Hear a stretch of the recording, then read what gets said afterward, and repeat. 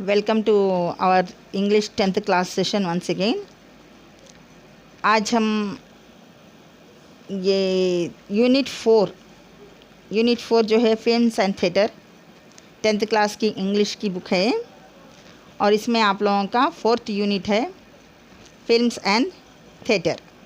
इसके बारे में और ये जो ए रीडिंग है ना, इसके बारे में हम आप लोगों को समझाएंगे, ठीक है। क्योंकि ये सारे चैप्टर्स में से ज़रा समझने की ज़रूरत है इसको। इसमें थोड़ा डिफ़िकल्ट वर्ड्स है और थोड़ा ट्विस्टिंग है इसके सेंटेंसेस में कि आप लोगों को समझने में, अगर direct English to English explain करें तो हाँ समझ सकते हैं, लेकिन फिर भी थोड़ी दुश्वारी होती है। अगर उर्दू में इसको आप लोगों को अच्छे से बता दें तो यहाँ तक कि इंग्लिश मीडियम के बच्चे भी जो हैं उन लोगों को भी ये हेल्पफुल रहेगा उर्दू में सुनना, जिनकी मदर टंग उर्दू है, ठीक है। तो आज इस लेसन को मैं आप लोगों के लिए एक्सप्लेन कर रही हूँ, रीडिंग भी करूँगी। रीडिंग इसलिए कर रही हूँ कि आप लोग सुनिए कि किस वर्ड को कैसे बोलते हैं। रीडिंग करने का मंशा मेरा यही है कि आप लोग सही रीडिंग का तरीक़ा सीखें, ठीक है। तो फिल्म्स मालूम है आप लोगों को, फिल्म्स नहीं मालूम से तो कोई भी नहीं है आज के ज़माने में। और थिएटर किसको बोलते हैं? थिएटर मतलब कि यहाँ पर थिएटर बोलते तो आप लोग वो प्लेस समझेंगे जहाँ पर पिक्चर देखने के लिए जाते हैं, सिनेमा थिएटर। लेकिन यहाँ पर थिएटर का मतलब और भी एक हो सकता है कि जो जहाँ पर ड्रामे हुआ करते थे, जहाँ पर लोग ऐसे फिल्म में क्या है, आप लोगों को पहले जो है वीडियो निकाल लेते हैं, उसकी वीडियो को जो है प्ले करते हैं, जो हम पिक्चर के तौर पे या फिल्म के तौर पे देखते हैं, ठीक है। लेकिन थिएटर में ड्रामा कैसा होता है कि इंसान, ड्रामा मतलब कि आप लोगों को मालूम है स्कूल में ड्रामे करते हैं बच्चे। ड्रामा मतलब ये है कि पर्सनली लोग, एक्टर जो रहते हैं, आर्टिस्ट जो रहते हैं, वो लोग स्टेज पे आके जो ड्रामा करते हैं उसको, वो प्लेस को भी पर्टिकुलरली थिएटर बोलते हैं, ठीक है। तो हम आज ये लेसन को स्टार्ट करेंगे और इंशाल्लाह ख़त्म भी करने की कोशिश करेंगे। तो ये लेसन का नाम क्या है? देखिए, रीडिंग में रेंडीवू विथ रे। रेंडीवू, देखिए प्रोनाउंसिएशन कैसा है, यहाँ पर लिखा हुआ है RENDEZVOUS है, लेकिन इसको सिर्फ पढ़ते हैं हम रेंडीवू। यहाँ पे जी और एस को साइलेंट कर दिए, ना जी पढ़ रहे हैं हम, रेंडेज नहीं पढ़, रेंडीवू, VOU पढ़ रहे हैं खाली, यहाँ पर एस भी छोड़ दिए। रेंडीवू विथ रे। तो रेंडीवू का मीनिंग क्या है? एक प्लेस जहाँ पर मुलाकात की जाती है, एक मकाम जहाँ पर किसी से मुलाकात की जाती है, उसको बोलते हैं, एक मीटिंग प्लेस है वो, रेंडीवू विथ रे। देखेंगे रे क्या है? एक इंसान का नाम है, एक शख्स का नाम है जिनका कनेक्शन फिल्मों से रहा है। लेसन स्टार्ट करते हैं।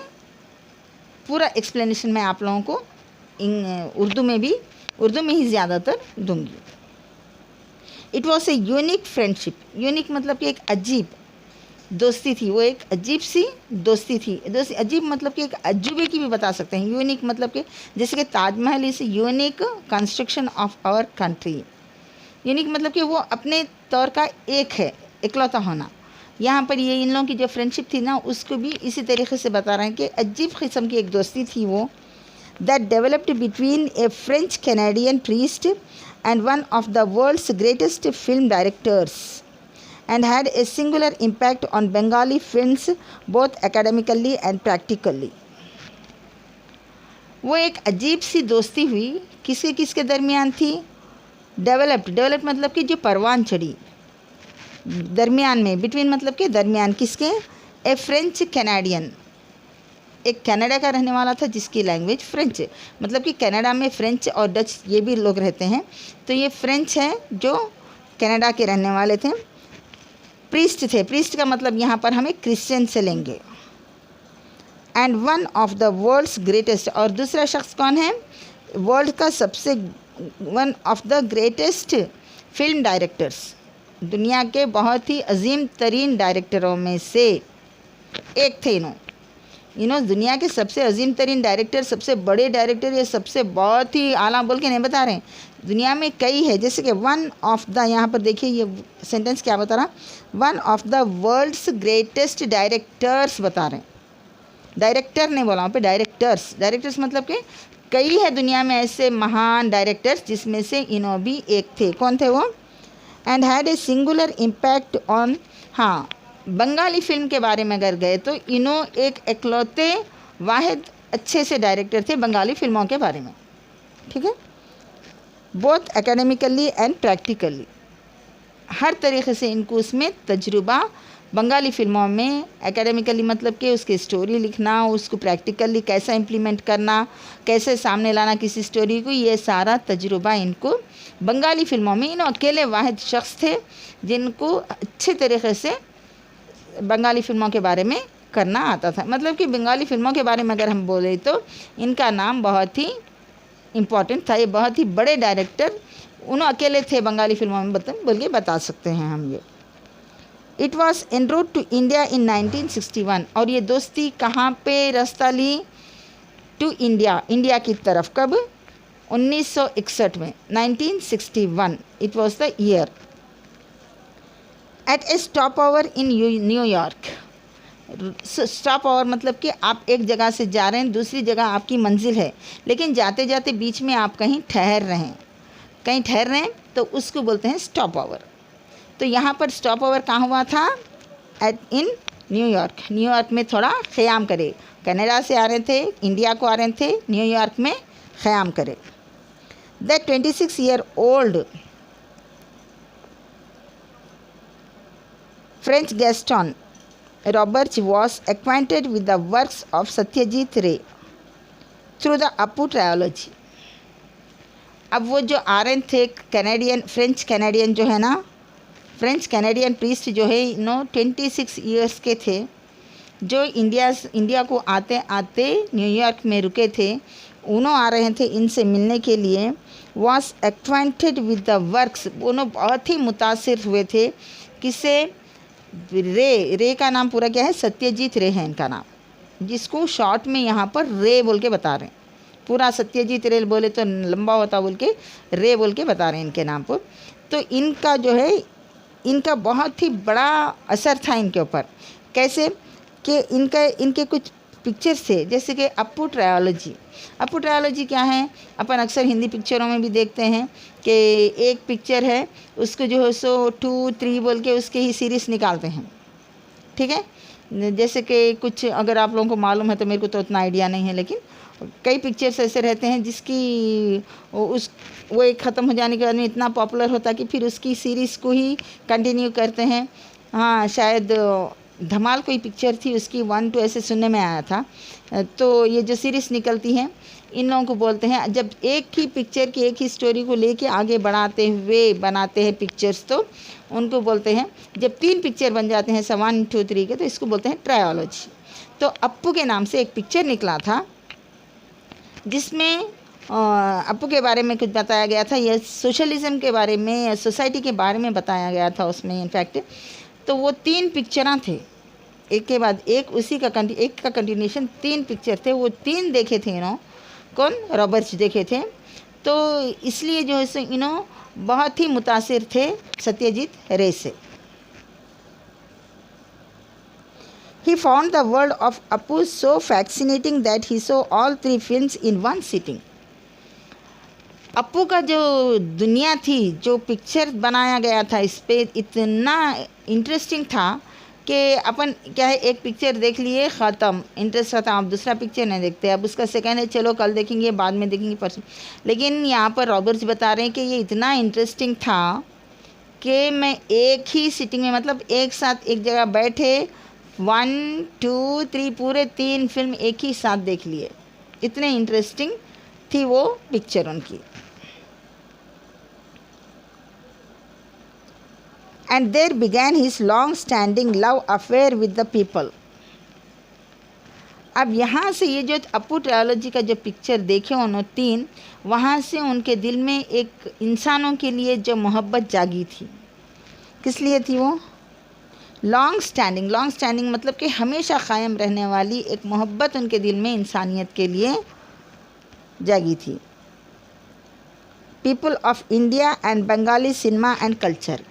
कौन से इंसानों के लिए मोहब्बत आई थी? इंडिया वालों के लिए, और ख़ास करके बंगाली लोगों के लिए, बंगाली सिनेमा, बंगाली पिक्चरों के लिए, और बंगाल का जो कल्चर है, कल्चर मतलब कि तहज़ीब जो है वहाँ की, उसके लिए इनके दिल में एक मोहब्बत जैसी क़ायम हो गई थी।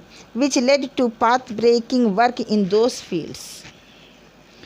अब ये मोहब्बत ही थी उनकी जो उनको काम कराई इसमें बग़ैर रुके के।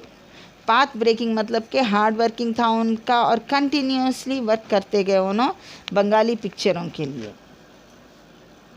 In his latest book, latest मतलब कि कुछ सालों पहले जो लिखे उन्होंने बुक, कौन है ये? रॉबर्ट।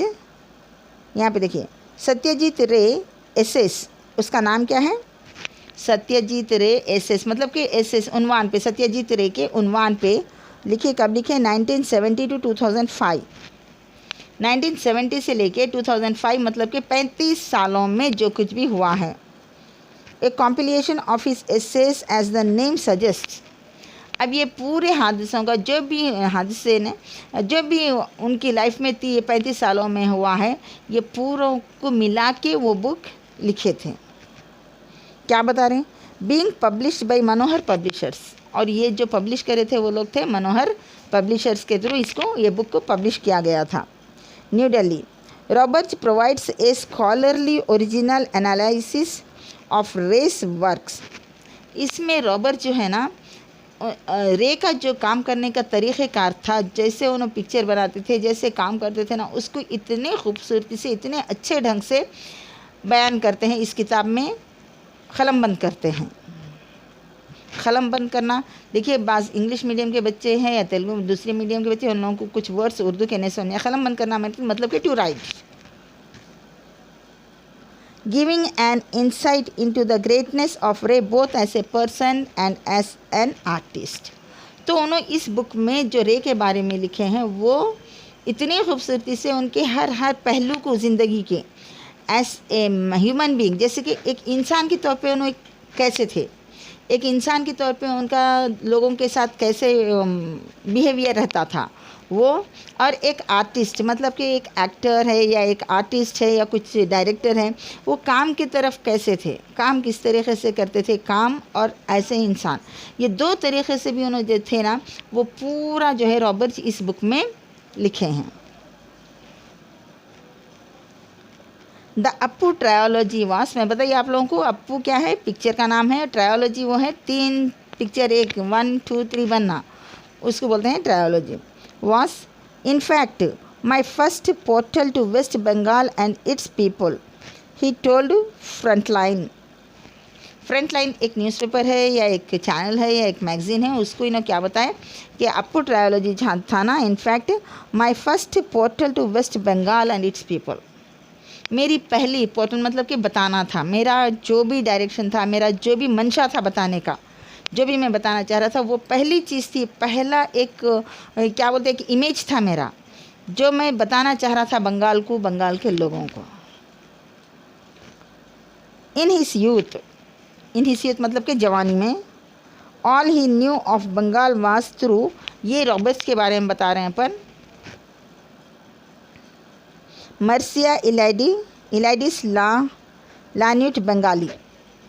इनको क्या मालूम था बंगाल के बारे में बोल तो? वास्तु मर्सिया इलाइडी ला न्यूट बंगाली, ये है सम ऑफ टाइगर्स पोएम्स। ये इसमें क्या है, क्योंकि आप लोगों को मालूम होना रविंद्रनाथ टैगोर भी बंगाली के थे, ठीक है। हमको जहाँ तक देखें इंडिया में ज़्यादातर चीज़ें हमको ज़्यादा बंगाल से मिलते हैं, जैसे कि रविंद्रनाथ टैगोर बंगाल के थे, और अपने मदर टेरेसा भी बंगाल में ही रहे थे, कोलकाता में, ठीक है। तो हमको ज़्यादातर चीज़ें जो है जो याद रखने वाली चीज़ें हैं हमको इंडिया में बंगाल से ही ज़्यादा, आज इन कॉन्टेम्पररी टाइम नाउ, ये टाइम में हमको अच्छे से मालूम है कि हम जब रविंद्रनाथ टैगोर के बारे में बोलते हैं तो हमको अच्छे से मालूम है कि ये बंगाल के थे, और इनकी भी पोएम्स जो होती थी वो बंगाली में ही हुआ करती थी। और आप लोगों को और एक बात बता दूं रविंद्रनाथ टैगोर के बारे में कि ये पहले हिंदुस्तानी हैं जिनको लिटरेचर मतलब कि जो लिखते हैं उसके ऊपर उनको नोबेल पीस प्राइज़ मिला था 1913 में, 1913 में पहले हिंदुस्तानी थे रविंद्रनाथ टैगोर जिनको लिटरेचर के ऊपर नोबेल प्राइज़ मिला था। और वो जो किताब थी जिसमें मिला था उसका नाम है गीतांजलि, ठीक है। तो इन्हों बता रहे हैं यहाँ पे रॉबर्ट्स के मेरे को थोड़ा बहुत बंगाली में कैसा मालूम था बोल तो वो जो बुक रखी हुई थी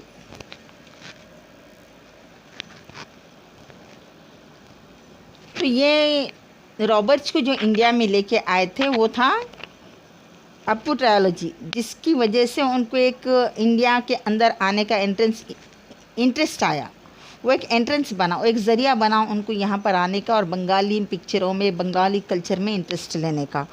अब उन्होंने फ्रंटलाइन को बात करते हुए बता रहे हैं कि उनकी जवानी में जो है उनको बंगाल के बारे में क्या मालूम था, सिर्फ थोड़ी ये पोएम्स थे इसके, मिर्सिया एलिडास लानविट बंगाली, ये कुछ पोएम्स थे जो रविंद्रनाथ टैगोर के लिखे हुए थे।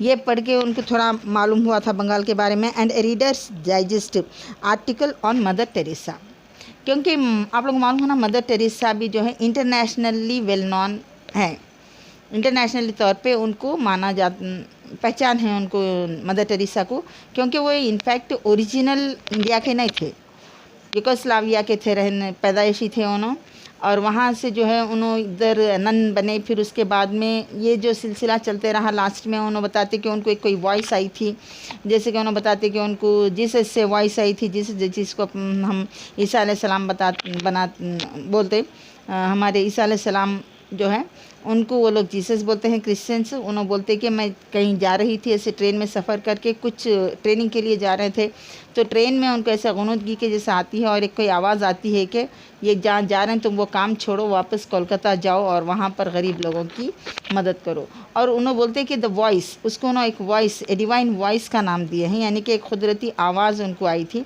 इसलिए उन्होंने फिर वो सफ़र को मुलतवी कर देते हैं और वापस कोलकाता आके वहाँ पर एक चैरिटी ये स्टार्ट करते हैं, मतलब कि गरीब बच्चों को, सड़क पे पड़े हुए बच्चों को, बुज़ुर्गों को, बेसहारा लोगों को, और ख़ास करके लेप्रेसी वाले लोगों के लिए अलग अलग बहुत सारी खिदमत करे उन्होंने, जिनका मेन जो हेडक्वार्टर से अपन मदर टेरेसा का बता सकते हैं कि वो कोलकाता में है, जो वेस्ट बंगाल में ही आता है। ठीक है, तो ये मैं आप लोगों की इससे पहले भी बताई कि ये जो जगह है कोलकाता में, वेस्ट बंगाल जो है, ये इन दोनों के लिए बहुत ही ज़्यादा, अपने पूरे इंडिया में ज़्यादा मानते हैं। जब कोलकाता की बात आती है, हाँ रविंद्रनाथ टैगोर वहाँ से है, हाँ मदर टेरेसा भी वहीं पे थे, तो ये दोनों के नाम से अच्छे तरीके से कोलकाता को कोई भी पहचानते हैं। तो डाइजेस्ट में जो मदर टेरेसा का जो आर्टिकल आया था, कुछ आर्टिकल मतलब कि वो जो बोलते हैं ना, कुछ लिखते हैं उनके ऊपर, लिख के जो किसी भी किताब में शाये कर देते हैं या न्यूज़पेपर में शाये कर देते हैं, तो वो भी रॉबर्ट्स पढ़े थे। If the harsh image of poverty brought out by the article on the saint of the slums haunted him, Appu's world came as a reassurance. तो अब क्या बोल रहे हैं यहाँ पे, अप्पू के इसमें क्या बताया था यहाँ पे, अप्पू के जो पिक्चर है उसमें जो है saint of the slum, slum मतलब क्या आप लोगों को मालूम है, स्लम ऐसी जगह होती है जहाँ पर बहुत ही गरीब लोग रहते हैं, बहुत ही झोपड़पट्टी वाला इलाका होता है, जहाँ पर कोई किस्म की भी कोई सहूलत नहीं होती, हर चीज़ से गंदगी होती है वहाँ पर।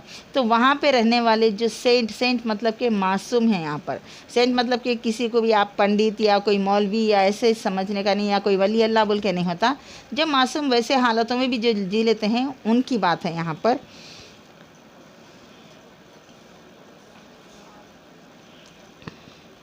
तो बता रहे हैं कि ये अप्पूस world came as a reassurance, तो ऐसे माहौल को, ऐसे लोगों के लिए ये एक जो है मतलब कि उनके ज़िंदगी के हालात को सामने लाया, ये पिक्चर जो था अप्पू ट्रायोलॉजी का, कि गरीब लोग किस तरीके से जीते हैं, कैसा उनकी ज़िंदगी होती है, और अमीर लोग उन लोगों को किस तरीके से इग्नोर कर देते हैं, उनकी जो हैसियत ही नहीं रहती है ज़िंदगी की, ये सारी चीज़ें इस पिक्चर में दिखाए। No, Appu, Sarbajaya, even Harihar did not need my help, but how not to love them? No, Appu, यहाँ पर देखिए, No, Appu Sarbajaya, यहाँ बता रहे, even Harihar did not need my help, but how not to love them? कि ये लोगों को हमारी मदद नहीं पूछ रहे हैं, कोई भी ऐसे गरीब लोग आके हमसे नहीं मांगते हैं मदद, लेकिन कैसे मुमकिन है कि इन लोगों की मासूमियत को देख के इनसे प्यार ना करें।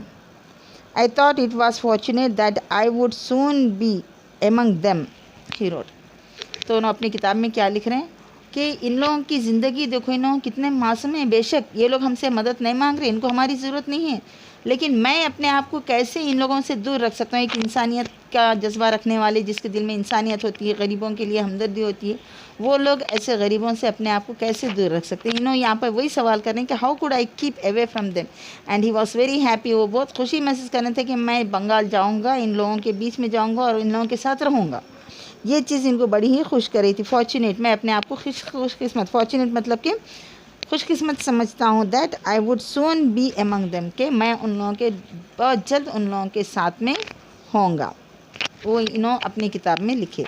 तो आज हम यहाँ पर 2 पैराग्राफ कंप्लीट कर रहे हैं इस लेसन के। अब आइंदा और भी दूसरे मॉड्यूल्स में, आज का मॉड्यूल 1 ले लीजिए, आइंदा मॉड्यूल्स में मैं इसको पूरी तरीके से थोड़ा थोड़ा करके आप लोगों को अच्छा समझ में आए। जैसे देखिए, भागना ज़रूरी नहीं है, थोड़ा सा समझ पड़े लेकिन सही समझें उसको समझने में हम जितना भी समझ सकते हैं उतना काफ़ी है। टाइम इतना जा रहा, बेशक टाइम लगता है, लेकिन सही समझना हमारा ज़रूरी नहीं है। Quantity does not matter, quality matters. आपको समझ में सही आना ये ज़रूरी है, ठीक है। क्योंकि ये लेसन थोड़ा समझने में थोड़ा टेढ़ा है, आसानी से नहीं समझा जाता, इसलिए मैं इसको उर्दू में दे रही हूँ आप लोगों को, ताकि ये आप लोगों को थोड़ी मदद कर सके, ठीक है। तो अब आज का लेसन हम यहीं पर ख़त्म करेंगे। मॉड्यूल 2 में आप लोगों को इसके आगे का उर्दू में एक्सप्लेनेशन करूँगी, जैसे कि आज करी हूँ मैं, ठीक है। जब तक के लिए टेक केयर, बाय।